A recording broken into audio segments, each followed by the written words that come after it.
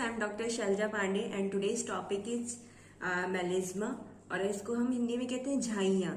जब महिलाओं के यहाँ पे झाइयाँ जैसी बन जाती हैं, इस टाइप से यहाँ पे बटरफ्लाई लाइक जो स्पॉट्स बन जाते हैं ब्लैक कलर के, कभी उनके यहाँ पे झाइयाँ होती, कभी नोज पे होती हैं, मतलब ब्लैक स्पॉटिंग जो हो जाती है फेस पे, तो ब्लैक स्पॉटर बन जाते हैं, या फिर हाइपर पिगमेंटेशन जो हो जाता है स्किन में।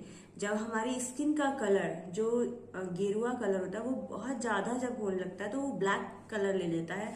मिलानिन पिगमेंट हमारी बॉडी में एक पिगमेंट होता है जिसकी अधिकता की वजह से ये दिक्कत होती है, तो इसको हम कहते हैं झाइयाँ होना, हाइपर पिगमेंटेशन, त्वचा का रंग का गहरा अधिक हो जाना। ठीक है, ये दाग शरीर के विभिन्न हिस्सों में दिख सकते हैं, जैसे फेस में हो सकते हैं, नेक में हो सकते हैं, आपके फोरहेड पे, मतलब फेस में फोरहेड पे हो सकते हैं, आंखों के नीचे हो सकते हैं, नोज के पास हो सकते हैं, गले में हो सकते हैं, हाथों में हो सकते हैं, कई बार यहाँ स्किन में भी होते हैं। कई पेशेंट में है जिनके स्किन में यहाँ भी जो है ब्लैक स्पॉटिंग जैसी हो जाती है, तो हो सकते हैं।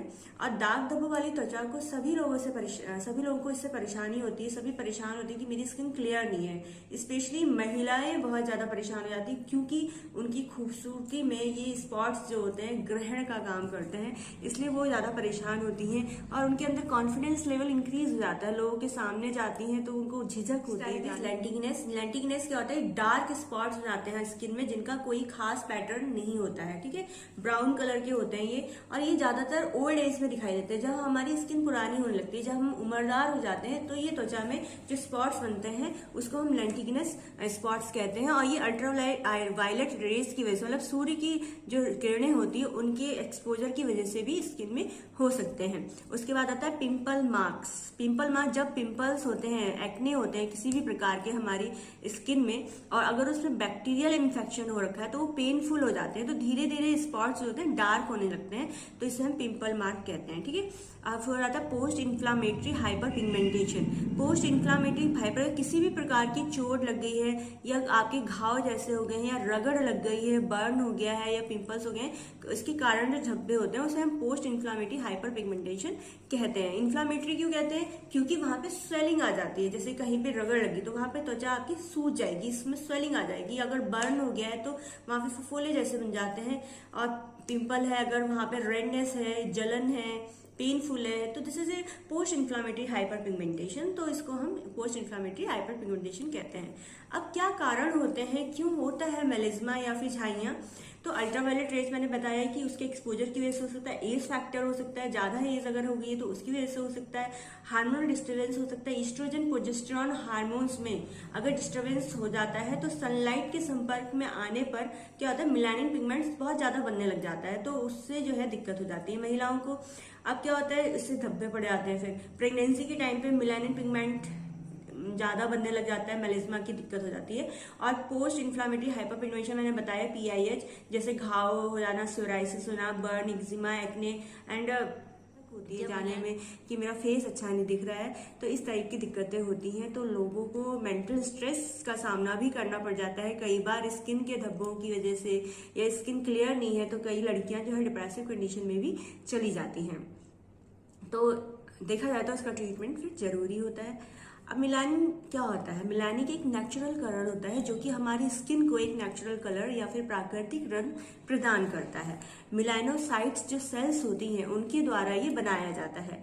ठीक है, अगर मिलानोसाइट सेल्स में कोई भी डिस्टर्बेंस होता है तो इनका प्रोडक्शन जो होता है वो बहुत ज्यादा होने लगता है स्किन में, और जिसकी वजह से ब्लैक स्पॉट्स बन जाते हैं मिलानिन के ज्यादा होने से। ठीक है, अब क्या होता है, झाइयाँ अक्सर जो कैसे हो सकती हैं, सन की अल्ट्रावायलेट रेज, जैसे सन एक्सपोजर बहुत ज्यादा है, जैसे धूप में लोग काम कर रहे हैं तो फेस पे उनको अल्ट्रावायलेट रेज जो सन रेज पड़ती है उससे जो स्किन का मिलानिन पिगमेंट इंक्रीज होता है। हार्मोनल डिस्टर्बेंस हो सकते हैं, जस्ट लाइक प्रेगनेंसी के टाइम पे, मेंस्ट्रुएशन के टाइम पे महिलाओं को दिक्कत हो जाती है, झाइयाँ हो जाती हैं, तो इसकी वजह से जेनेटिक भी हो सकता है। अगर आपकी मदर को दिक्कत हो तो हो सकता है बेटियों को भी हो जाए।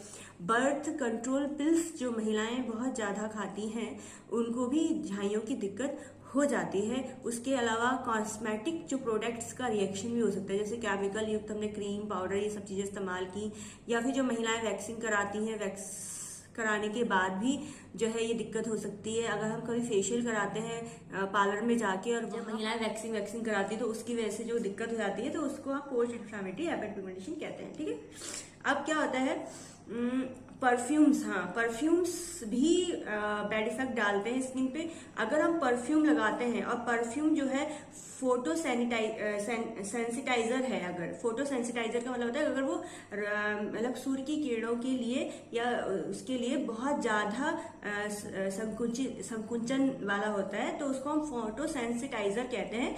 तो अगर परफ्यूम जो है फोटो सेंसिटाइजर है तो उससे क्या होता है, इस प्रकार के अगर परफ्यूम लगा के हम बाहर निकलते हैं तो अल्ट्रावायलेट रेज हमारी स्किन को हार्म पहुंचाती है और वहां पर ब्लैक कलर के स्पॉट्स बन जाते हैं। तो दूसरी बात ये होती है कि परफ्यूम्स को कभी भी स्किन पे यूज नहीं करना चाहिए। अगर आपको डालना है तो आपने क्लॉथ्स में डाल लें, जब आप कपड़े पहन रहे हैं तो पहनने से पहले ही उनपे आप परफ्यूम थोड़ा डाल सकते हैं, ज्यादा यूज ना करें। और स्किन पे बिल्कुल यूज नहीं करना चाहिए कि अगर इस टाइप का परफ्यूम है तो आपकी स्किन को हार्म हो सकता है, ब्लैक कलर के वहां पे स्पॉट्स बन जाते हैं। ठीक है, अब हम इसे लॉक्ड डर्मेटाइटिस भी कहते हैं। लॉक्ड डर्मेटाइटिस जो कि परफ्यूम की वजह से दिक्कत होती है उसको कहा जाता है। पोल्यूशन भी इसका कारण हो सकता है। अगर हमारे एटमॉस्फेयर में बहुत ज्यादा पोल्यूशन है, हम ऐसी जगह रह रहे हैं जहां धूल धक्कड़ धुआं बहुत ज्यादा है तो वहां पे भी स्किन की प्रॉब्लम्स हो सकती हैं। ठीक है, इसके कारण हो सकते हैं ज्यादा एंटीबायोटिक्स जो लोग यूज करते हैं या फिर ऑटोइम्यून डिजीज है अगर किसी को तो उसकी वजह से हो सकता है। कीमोथेरेपी अगर हमने कराई है तो उसकी वजह से स्किन की प्रॉब्लम हो सकती है। मलेरिया की मेडिसिन अगर हम बहुत ज्यादा ले रहे हैं तो उसकी वजह से भी झाइयों की दिक्कत हो सकती है। प्रेगनेंसी के टाइम हार्मोन डिस्टर्बेंस की वजह से हो सकती है। जेनेटिक फैक्टर हो सकता है। स्ट्रेस, तनाव भी इसका कारण है। अगर आपकी नींद पूरी नहीं हो रही है और आप बहुत ज्यादा तनाव में है तो आपके चेहरे पे उसका असर दिख सकता है, तो उसकी वजह से भी झाइयां हो जाती हैं। अगर आप वहां पर अगर हमने कोई प्रोडक्ट ऐसे ही लोकल प्रोडक्ट यूज कर लिया जिसमें केमिकल की मात्रा बहुत ज्यादा है तो वो स्किन को बर्न कर देती है, जिसकी वजह से ये दिक्कत हो सकती है। ठीक है, प्रेगनेंसी के टाइम पे हार्मोनल चेंजेस की वजह से भी ये दिक्कत होती है। ये स्पॉट जो होते हैं वो ब्राउन कलर के भी हो सकते हैं, ग्रे भी हो सकते हैं, ब्लैक कलर के भी हो सकते हैं, कई बार रेड स्पॉट्स भी हो सकते हैं। इसके टाइप्स होते हैं जैसे एपिडर्मल।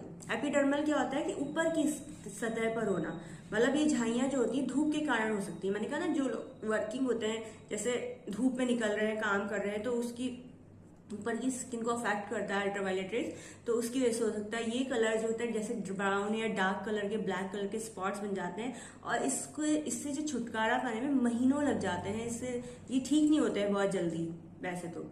ठीक है, अब इसका डर्मिस होता है टाइप। डर्मिस में क्या होता है कि ये ब्लू और ब्राउन कलर की झाइयां होती हैं और इसमें क्या होता है अगर इनका ट्रीटमेंट ना हो तो ये परमानेंट हो जाती हैं, फिर कभी ठीक नहीं होती हैं अगर इसका समय पे इलाज ना किया जाए। तो this is a dermis type. ठीक है, उसके बाद मेलिज्मा आता है। मेलिज्मा जो है डार्क स्पॉट हो जाते हैं गालों में। यहाँ पे मैंने कहा ना यहाँ पे स्किन में महिलाओं की दिक्कत है तो वो गालों में जो हो जाता है वो डार्क है, तो उसे मेलिज्मा कहते हैं। ये हार्मोनल डिस्टर्बेंस की वजह से होता है। और थायराइड हार्मोन अगर डिस्टर्ब हो रहा है, थायराइड की दिक्कत अगर महिलाओं को हो तो उनको मेलिज्मा की दिक्कत हो जाती है, वो इससे सफर करती हैं। उसके बाद आता है हमारा लेंटिग्नेस। आप बार बार अपनी स्किन को टच करते रहते हैं, बार बार जैसे आपने कोई टच किया, इधर उधर हम काम कर रहे हैं उसके बाद अपनी स्किन टच की तो उससे क्या होता है आपके हाथों में जो गंदगी लगी है बार बार आप एक्सपोज कर रहे हैं अपनी स्किन को उसके साथ, तो उससे भी आपकी दिक्कतें हो सकती हैं। ठीक है, अब इसको प्रिवेंट कैसे करेंगे? प्रिवेंशन क्या करना चाहिए, मतलब इसके लिए हमें क्या आता है सन प्रोटेक्शन जो फैक्टर्स होते हैं उनका यूज करना चाहिए। सनस्क्रीन वनस्क्रीन यूज करनी चाहिए, वो भी देखभाल के कंपनी की होनी चाहिए। दूसरी बात सनस्क्रीन लोशन हो गया जिसमें जिंक एसिड या फिर टाइटेनियम डाइऑक्साइड हो, वो वाला यूज करना चाहिए जिससे आपकी स्किन अच्छी रह सके।